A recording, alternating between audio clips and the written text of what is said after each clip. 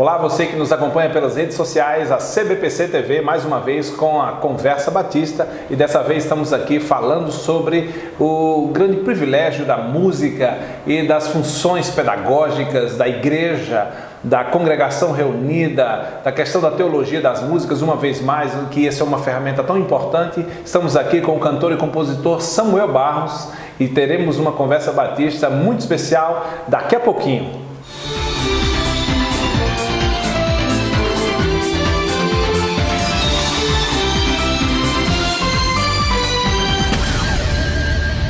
Muito legal hoje, mais uma vez, falando sobre o louvor na igreja, e temos aqui nosso querido cantor-compositor Samuel Barros, batista, de uma das nossas igrejas. Seja bem-vindo. Obrigado, Muito pastor. obrigado por ter atendido nosso convite. Eu que agradeço. O louvor é uma ferramenta tão importante na igreja, por isso o nosso gosto assim aguçado em estar buscando essas pessoas que contribuem muito na igreja e essa ferramenta tão relevante.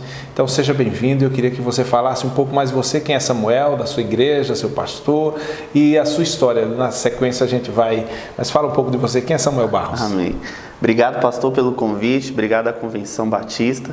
Eu sou Samuel Barros, hoje a gente faz parte, congrega na Igreja Batista União, em Samambaia, uma igreja aqui do DF, tem 4 anos de idade, fez esse ano, e trabalhando com a parte do louvor já desde os 10 anos de idade, vamos dizer assim. Era da Igreja Batista Ebenezer, lá na QNL, em Taguatinga, e depois de um tempo e Deus nos tocou o coração, fomos para a igreja filha da Igreja Batista Ebenezer, que é a Igreja Batista União.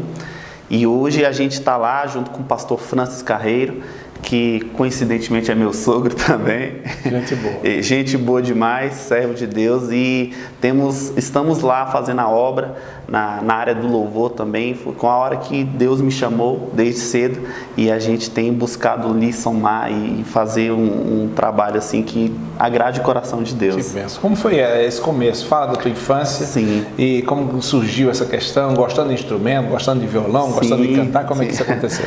Na verdade, pastor, o que aconteceu? Assim, para ser bem breve, eu sempre conto isso. Minha mãe, ela perdeu 3 filhos antes de mim, né?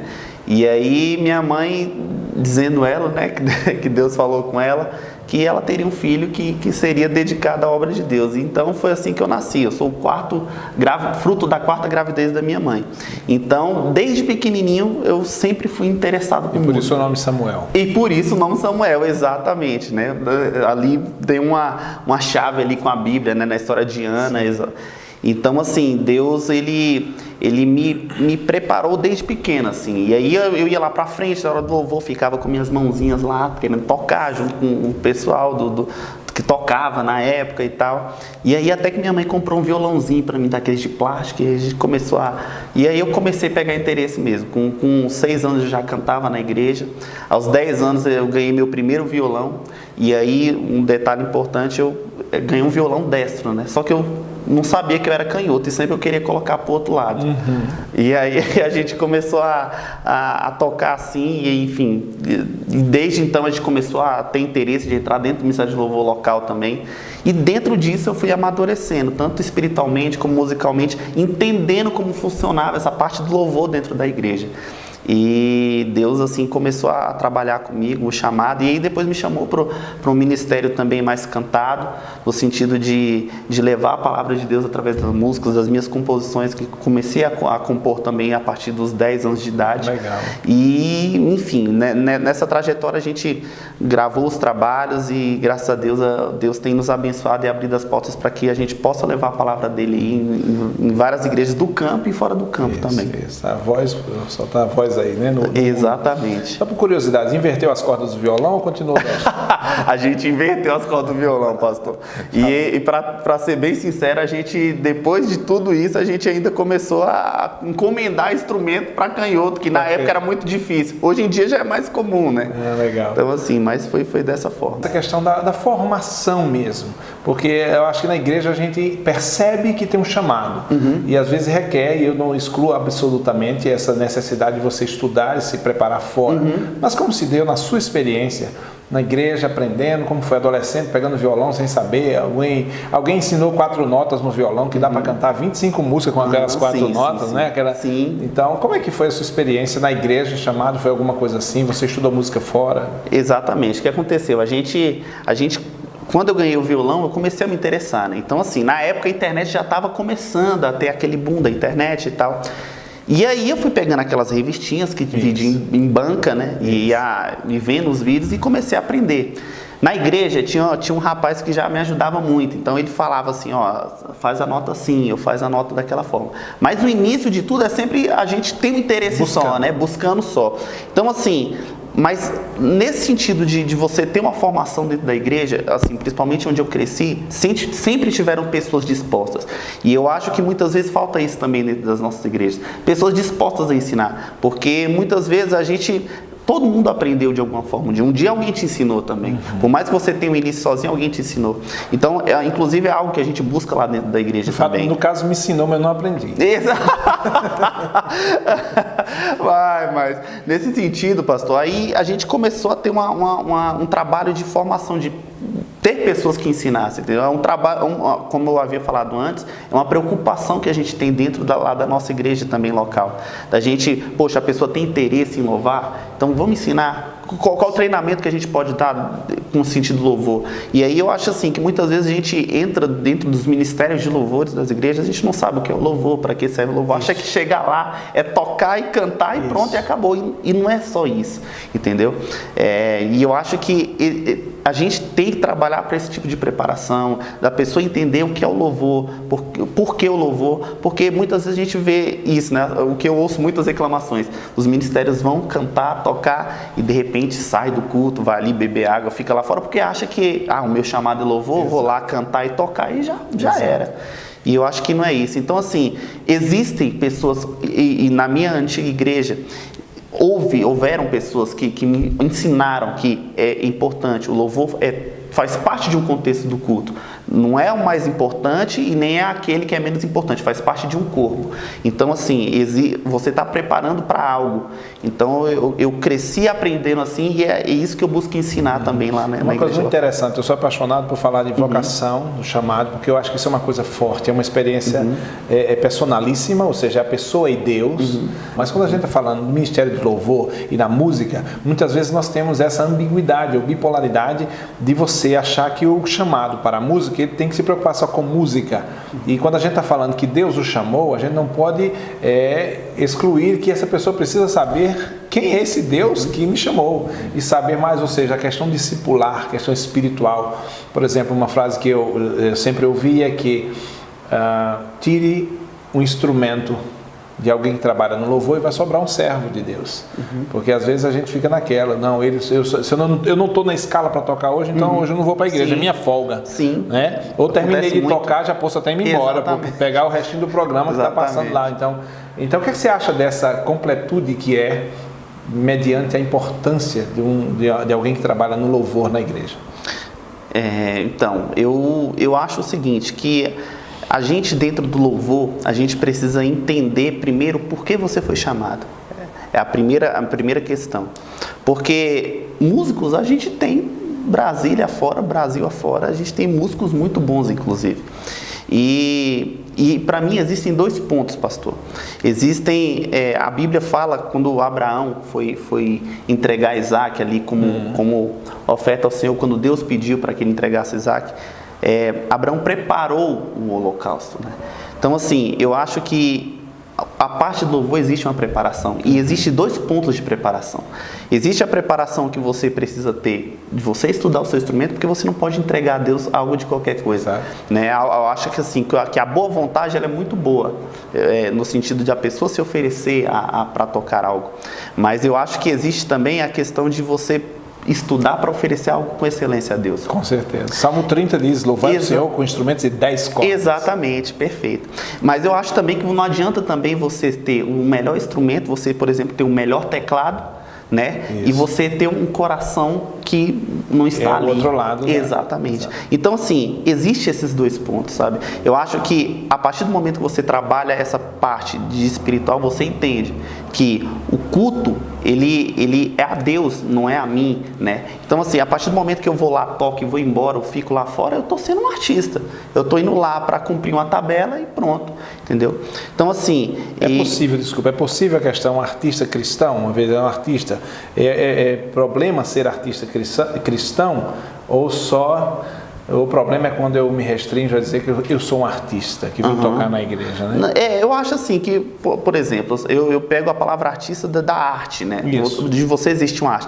Claro que existe a possibilidade de você ser um artista cristão, Exato. Perfeitamente. Mas você pegar a palavra artista e colocar como as pessoas colocam, né? De você ser uma estrela, Isso. de você chegar lá e fazer. Aí confunde as coisas. Aí você confunde as coisas, entendeu? O artista cristão é que vou servir com a minha arte. Entendeu? Exato. Eu acho que eu preciso servir com aquilo que eu tenho de melhor. Isso é você ser o artista cristão, seja na área da música, ou na área da dança, ou na área do teatro, entendeu? Mas o problema é que a área da música ela é muito visada hoje em dia dentro da igreja. E muitas vezes o cristão, o músico cristão, ele começa, querendo ou não, você aparecer demais, começa a massagear o ego. E eu acho que a preparação dentro do louvor tem que ir lá do começo, entendeu? Antes de você pegar hoje eu entendo isso, antes de você pegar uma pessoa para ela começar a tocar, você precisa entender e explicar para ela como é que é a música dentro da igreja, por que a música dentro da igreja. Eu queria falar um pouquinho daquele livro, tem O Coração do Artista. E o coração do artista eu percebo que é diferente, você concorda com isso? Que algumas coisas no que diz respeito à sensibilidade, a sentimentos, tem a ver com essa... O coração do artista é diferente, por isso essa dificuldade às vezes de linguagem, dessa interação com a liturgia, com a cabeça do pastor e a direção do culto. Às vezes o artista é um pouco incontido por essa questão emocional dele. Você acha uma diferença? O coração do artista é diferente?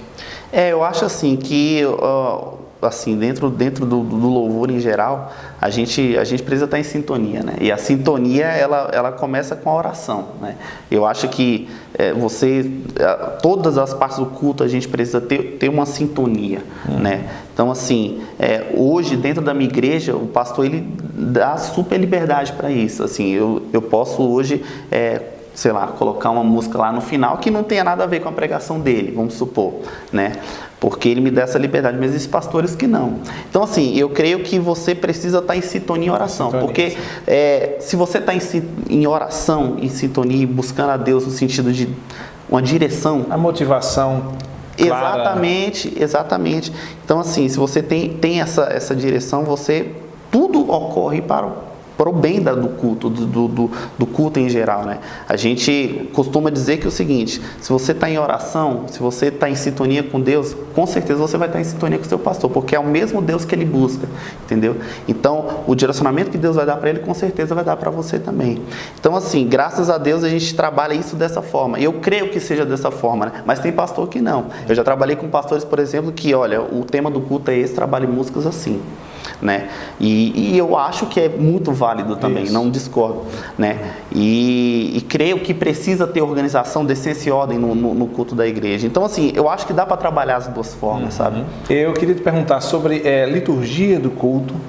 Vamos usar a palavra, às vezes parece até muito forte, mas a questão didática, de ordem de culto, de músicas, você tocou um pouco aí da temática das músicas daquele dia para com a pregação, dessa comunicação. Por exemplo, eu lembro do Atilano Murada sobre Decolando nas Asas do Louvor. Ele cita um voo como sendo o culto.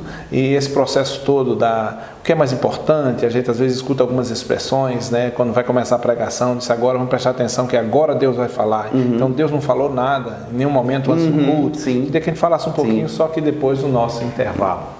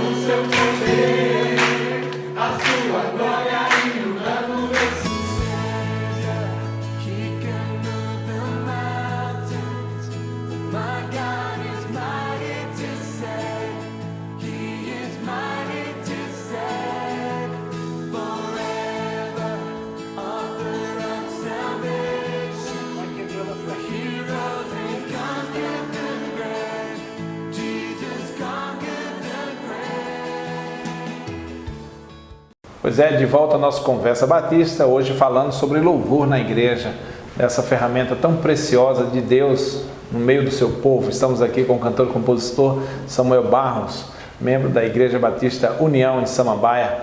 E antes do nosso intervalo, nós estávamos falando sobre a pedagogia que pode haver no culto, ou na ordem do culto, e que Deus pode se utilizar de todas as ferramentas do culto, como oração, como a leitura bíblica, como louvor, obviamente. O louvor sempre foi, a música, um instrumento poderosíssimo do ensino, né? Então, como é que você vê toda essa pedagogia na ordem do culto? Pegando esse gancho que o senhor falou, pastor, eu lembro de uma irmã que ela gostava de chegar atrasada na igreja. E ela falava assim: rapaz, eu só não posso chegar depois do louvor, porque parece que para mim o culto só começa quando há louvor. E eu já penso diferente, né? Eu acho que assim, hoje a gente precisa entender que às vezes a gente tem um testemunho que edifica bastante sua vida, a pessoa vai para lá só porque ouviu aquele testemunho.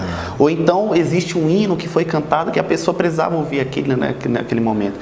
Eu acho que o culto, ele é um corpo, entendeu? Se faltar uma oração do começo, parece que está faltando alguma coisa. Exato. Mas se faltar o louvor também, parece que está faltando alguma coisa. E se faltar a pregação também, parece que está faltando alguma coisa. Então, assim, são um conjunto de coisas. Eu acho que Deus, Ele usa, existem formas dele usar cada pessoa no seu chamado, entendeu? Então, Ele pode usar, talvez, um diácono servir na ceia. Ele pode usar, talvez, um irmão na hora da oração. Ele pode usar o irmão da introdução quando você chega num abraço, em alguma coisa. A igreja dessa multiforme, multiforme graça, né? Ela está ali de todas as maneiras. Exatamente. Então, assim, eu lembro que uma vez eu cheguei na igreja e uma irmã me deu um abraço tão grande que o culto para mim poderia ter acabado ali, pelo abraço daquela irmã, sabe? Então, assim, eu acho que você perde muita coisa se você achar que apenas uma determinada parte do culto vai falar com você, ou Deus está usando apenas uma determinada parte do culto. Tudo é um conjunto, o culto é um conjunto, o culto tem que ser um conjunto, porque o culto é a Deus, né? O nome já fala, é um culto, né? E o culto tem as suas partes que todas são elas entregadas a Deus. Então eu penso dessa forma. Então, certamente esse processo, né, que acontece durante o culto, o culto é pleno, ele é para Deus, e a gente aprende estando junto do irmão, ouvindo o testemunho, ouvindo a leitura da palavra, tudo isso. Eu queria que você falasse um pouco. Você tem 2 trabalhos registrados, e eu coloco sempre assim, que eu acho bom que você já tem uma história, e parece pouco, e eu sei que é muito importante ter pelo menos um ou algum, mas o objetivo do ministério, eu entendo que ele não é gravar um trabalho, registrar um CD, um DVD, um EP, mas faz parte, é uma expressão legítima do ministério que de fato acontece. Me fala dos seus trabalhos. Você tem um EP e um CD gravado, né? Sim. Eu sempre tive Deus sempre me usou para compor, sabe? Eu sempre quis alguma forma para poder expressar algo que Deus tinha me dado em algum momento. Então, assim, a gente tem 2 trabalhos hoje, o EP Última Palavra, que a gente gravou em 2011, e agora o mais recente, que é o nosso primeiro CD, chamado Sorrisão Sempre, porque é algo que Deus, assim, sempre trabalhou na minha vida, que é a alegria. Eu acho que a alegria de Jesus, como diz a palavra de Deus, é a nossa força. E a Bíblia diz, né, no mundo a gente vai ter aflições, a gente vai passar por problemas, mas tem de bom ânimo, porque Jesus já venceu o mundo. Certeza. Então eu acho que a alegria, ela sempre me tocou para eu poder falar dela para as pessoas, e principalmente a alegria de Jesus, com que certeza. é a nossa principal força. O retrato desse mundo, e até mesmo mediatizado, né, na mídia, aí, na televisão, nos programas, você assiste e fica chocado. Exatamente. Tem causado um medo na população, Exatamente. Na sociedade, você assistir televisão. Então, eu não tenho nenhuma dúvida disso, que a instrumentalidade da música em celebrar, e aí a gente lembra do John Piper, a teologia da alegria, né? Alegrai-vos, regozijai-vos. O apóstolo Paulo, quando diz regozijai-vos no Senhor, outra vez vos digo regozijai-vos. Então, essa alegria, eu me lembro de um pastor que dizia: eu sou pastor de um povo simples, operário, trabalhador. Quando ele chega na minha igreja, ele chega na nossa igreja, nós vamos celebrar e cantar, porque ele se revigora na alma dele, de tanto sofrimento uma semana. Então, ele estava falando da função pedagógica pedagógica desse instrumento, né, que a alegria traz. E de fato Deus está ali. Como é que podemos imaginar um culto normal, se não seja um culto fúnebre, mas for um culto choroso, uma coisa às vezes muito densa, e quando na verdade essa ferramenta da alegria é uma coisa muito importante. Pastor, eu acho assim, que a gente chega em casa, vai assistir um jornal, é notícia ruim de casa, você falou, e aí você liga à tarde, vai almoçar, é notícia ruim do outro lado. Então assim, a ligar a televisão 5 horas da manhã começa exatamente, e 90% da comunicação jornalista é falando de notícias ruins. E eu acho que isso não é você se alienar, não querer saber o que está acontecendo no mundo. Mas Lamentações capítulo 3, o profeta Jeremias diz: eu quero trazer a memória que me dá esperança. E não podemos negar que nossa sociedade está encharcada de tanta coisa ruim, de tanta notícia ruim, e por isso tanta gente enferma na alma. E precisamos lembrar que o Senhor é a nossa alegria, a nossa esperança. Eu queria saber um pouco das suas influências musicais, falando do teu CD, dos 2 CDs. Primeiro, a última palavra é um EP. Exatamente. A última palavra. Exatamente. Muito legal. E o Sorrisão. O Sorrisão Sempre, que a gente está trabalhando agora. 2016, bem recente, você está trabalhando. Exatamente. O que te influenciou? O que influenciou não apenas esse CD, mas obviamente o CD, e esse EP, os seus trabalhos, mas qual é a influência de Samuel musical? Eu gosto muito de bandas americanas. Existe uma banda chamada Third Day, que eu acho excelente, uma banda assim que fala de Jesus na sua essência, sabe?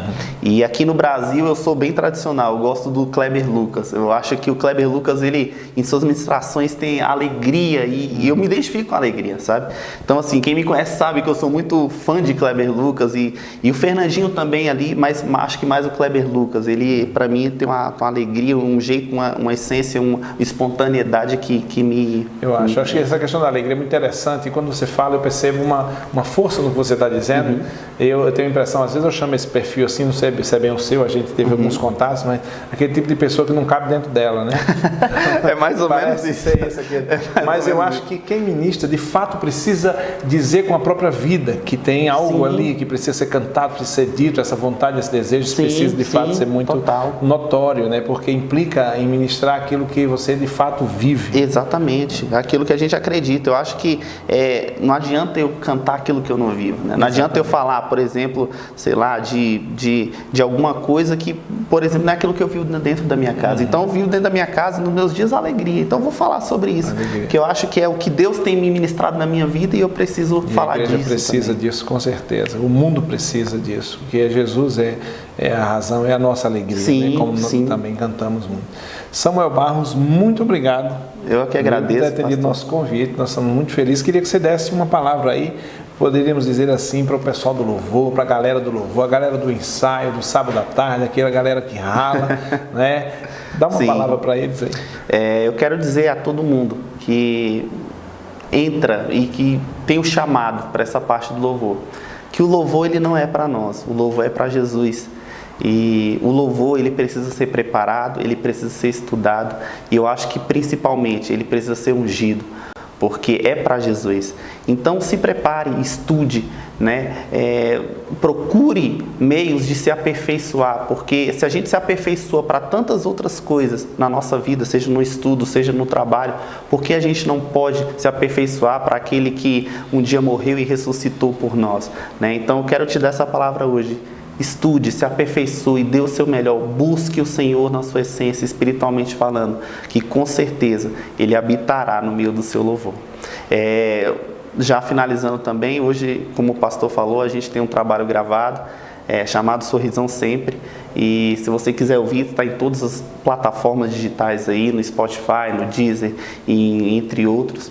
E você pode conhecer um pouquinho também sobre a minha vida, sobre o meu ministério, acessando samuelbarros.com.br, e lá tem as redes sociais também, que a gente tá atuante aí também. Que Deus abençoe, e agradeço, pastor, a oportunidade de poder participar aqui, e acho sensacional essa iniciativa do povo batista, que é um povo que eu cresci e vivi e me criei no meio, e ter essa oportunidade aqui dentro, eu sou muito grato a isso. Que bom, Samuel. Nós é que somos gratos pela sua presença, e esse é o nosso objetivo.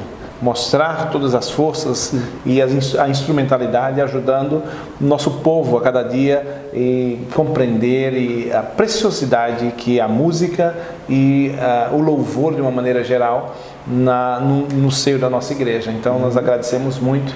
E você também que nos acompanha pelas redes sociais, na nossa CBPC TV, cbpc.org.br, o nosso Facebook Convenção Batista Planalto Central e o nosso Instagram CBPC Oficial. Nós agradecemos, você pode curtir, compartilhar nosso vídeo com o pessoal do louvor da sua igreja, você que é pastor da igreja, a valorização, a preciosidade da ferramenta divina do louvor e da música dentro da nossa igreja, que seja cada dia mais um fator de expansão do nosso reino para a glória do Senhor. Que Deus abençoe todos, a Convenção Batista que somos todos nós, impactando a nossa geração.